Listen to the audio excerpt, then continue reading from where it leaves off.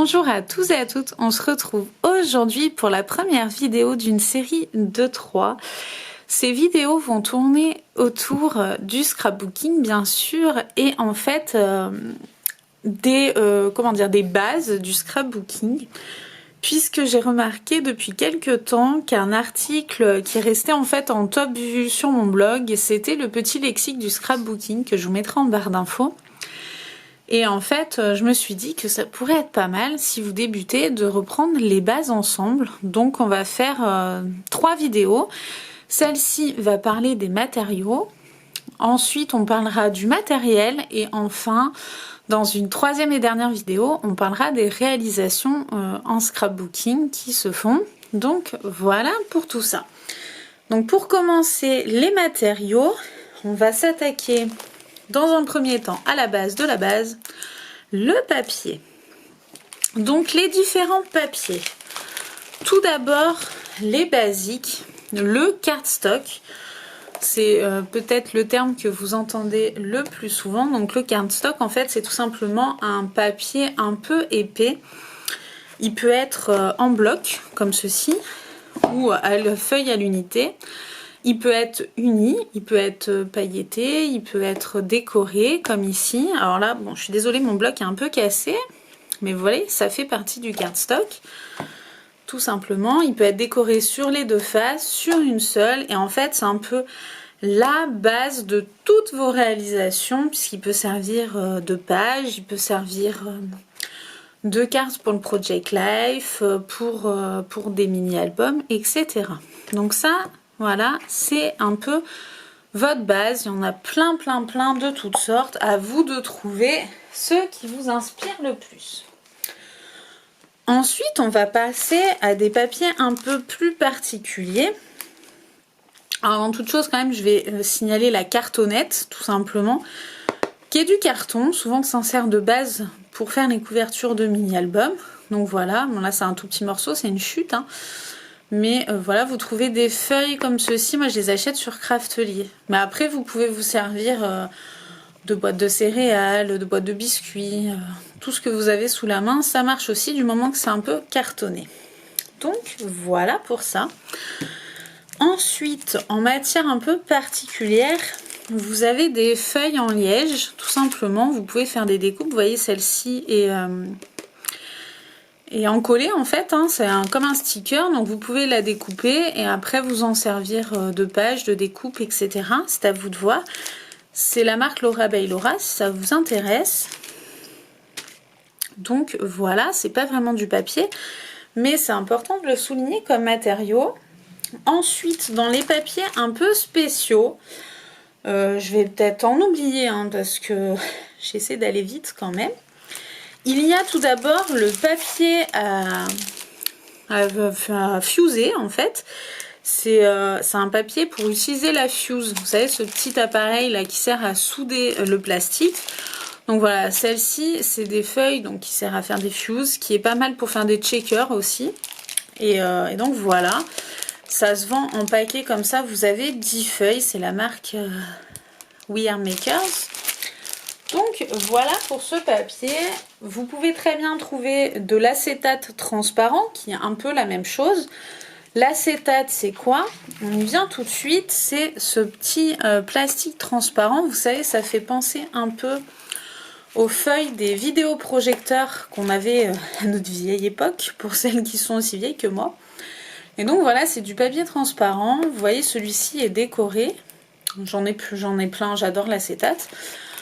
Donc voilà, là on n'est plus sur un thème Halloween, hein, mais il y en a de plein de thèmes différents. Ça peut rajouter des petites dimensions transparentes dans vos Project Life, dans vos mini-albums, dans vos checkers aussi, enfin bref. On s'en sert souvent, pour ma part, c'est un papier que j'utilise très souvent, j'aime beaucoup. Il est assez facile à travailler. Et du coup, voilà, c'est un papier à connaître en scrapbooking, je trouve, qui vaut la peine d'être connu. Et enfin, pour finir dans ce petit tour des papiers, vous avez le papier vellum, tout simplement. Alors c'est quoi? C'est en fait un papier qui fait très calque, comme ça. Donc pareil, là j'en ai choisi un qui est décoré. Vous voyez, il vient de la collection La La Land de Laura by Laura. Et en fait, oui, c'est une feuille de calque, hein, tout simplement. Et pareil, on va s'en servir pour des pages, pour des créations, pour des mini-albums. Moi, je trouve que pour alléger un album, il n'y a rien de mieux que le vélum et l'acétate. Ça apporte tout de suite une dimension sympa. On le verra du coup dans la 3e vidéo sur les réalisations. Mais voilà, vous savez, moi je suis fan. Donc voilà pour les différents papiers. Je pense qu'on a déjà fait le tour de ce qui se faisait ou pas. Dans les découpes,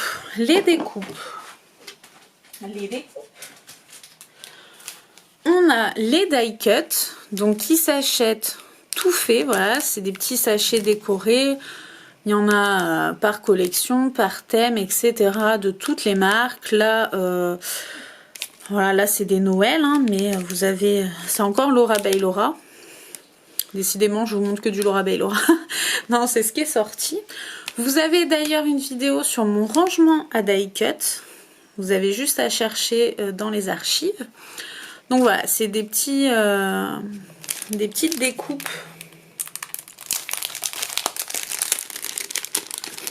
Des petites découpes réalisées sur du cardstock, justement. Voilà. Et vous pouvez décorer vos petites créations. Donc vous avez ça. Vous avez bien sûr des découpes faites à la Big Shot. Donc vous les réalisez vous-même. Ici dans du papier pailleté. Donc voilà. Vous avez bien sûr des petites décos bois comme ceci. Vous avez vraiment tout plein d'embellissements qui existent. Vous voyez, moi par exemple j'ai même fait des petits embellissements à la button press en avance. Donc voilà, vous avez plein de petites choses que vous pouvez réaliser pour décorer vos créations. Ouais, moi c'est ma boîte de petites découpes et embellissements faits en avance. Donc voilà pour ça. Donc ça en fait les découpes de bois vous pouvez les trouver toutes faites. Les découpes comme ça bah, vous les réalisez par exemple à la Big Shot. On le verra aussi dans la 3e, non dans la 2e avec le matériel. La Big Shot et ses découpes.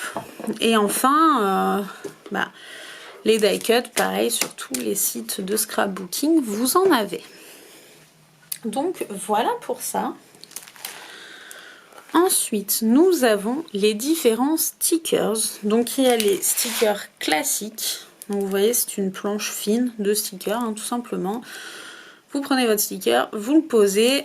Voilà, c'est basique, comme les enfants ont. Il n'y a rien de plus simple. Ensuite, vous avez les puffy stickers, qui sont en fait des stickers, vous voyez, un peu épais en mousse, qui vont donner un peu de relief à vos réalisations. Il y en a des petits, là, c'est un peu un système de dots, hein, mais il y en a des vraiment plus gros. Donc voilà. Vous avez les stickers alphabet, tout simplement.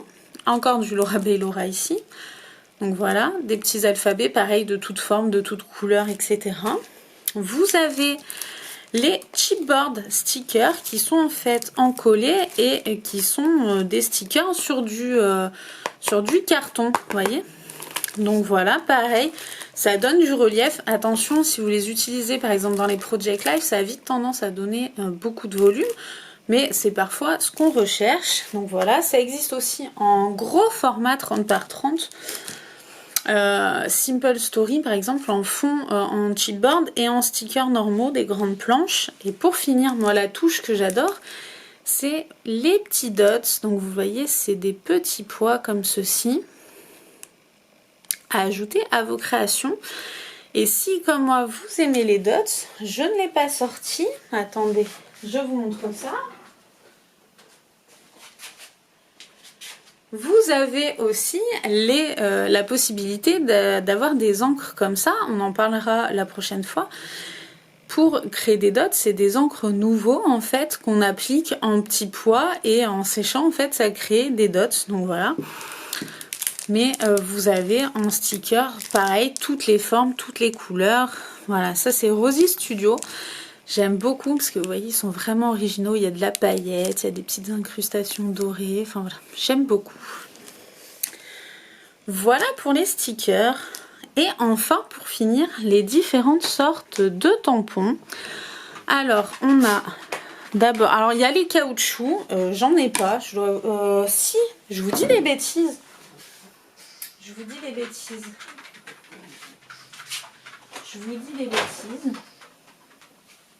J'ai des petits... Alors, c'est pas des vrais caoutchoucs. Hein. J'ai des tampons comme ceci, mousse d'Aladine, vous voyez, qui sont un peu caoutchouc. Il existe des vrais tampons caoutchouc à réaliser sur en fait de la gomme. Et en fait, qui se collent soit sur un socle en bois, soit sur un bloc acrylique comme ceux-là. Moi, je vous avoue, j'en ai pas, parce que je suis pas fan, je l'ai jamais testé. Enfin, voilà. Donc, j'ai que ceux-là. Qui sont très bien, j'en ai une petite panière remplie, je les aime beaucoup. Vous avez les tampons bois, donc c'est des tampons caoutchouc mais montés sur des blocs de bois. Celui-là c'est Florilège Design. Ils sont très beaux. Franchement, je crois que tous les tampons bois, non j'en ai des ateliers de Karine, mais globalement c'est que des Florilège Design. Voilà, c'est mes préférés. Donc voilà.